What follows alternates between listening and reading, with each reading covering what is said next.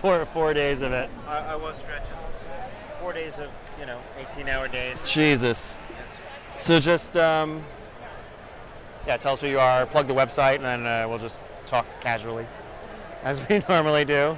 As we always do. So yeah, we're here with Mitch, St. Mark's Comics. What's the website?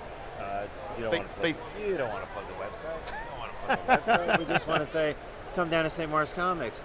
We're old-fashioned. We believe in the brick-and-mortar shop. I agree. St. Mark's Comics, best comic book store in New York City for my money. Nice of you. Thank you. Midtown Comics can suck it.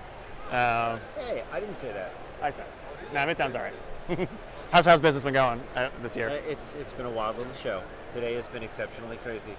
Yeah, I mean, you guys have a great spot. Thank you. You've had this spot for a couple years now, right? Yeah. Usually, if you're the regular guy, you can have the same spot. Yeah. Have you noticed any big sellers this year? Particular products, Star Wars or DC or? No, it's rather than a particular property.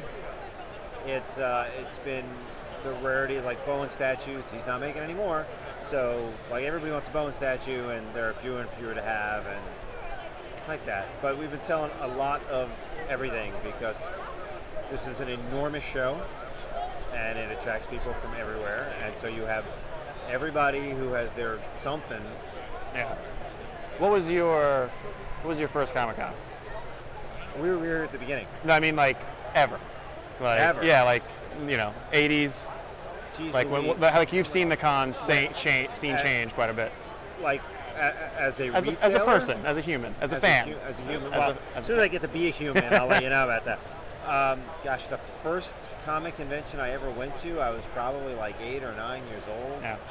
And looking to fill in comics because there weren't toys and statues and things to be chasing. I was just looking for old comics. My father was horrified that there would be more money for old ones. It's They're so old true. Ones. It was so cheaper? Counterintuitive that way. Yes. Where was that? Here in the city? Yeah, it was one of the hotel or something. One of the hotels. Because my first I think was probably like 91, 92 at one of the hotels, and it's so much different now. Well, see, that's probably because I'm twice your age. So, You only look. Yeah, I'm waiting. You look I great, only Mitch. look 1.5 times your age. That's where you were going with that. But yeah, I mean, you've been at every New York Comic Con, 10 Yes. years, and how is this particular con different in the last 10 years? Wow, it had, besides the obvious, which it has grown to astronomical proportions, just everybody gets more crazy and more savvy about it every year.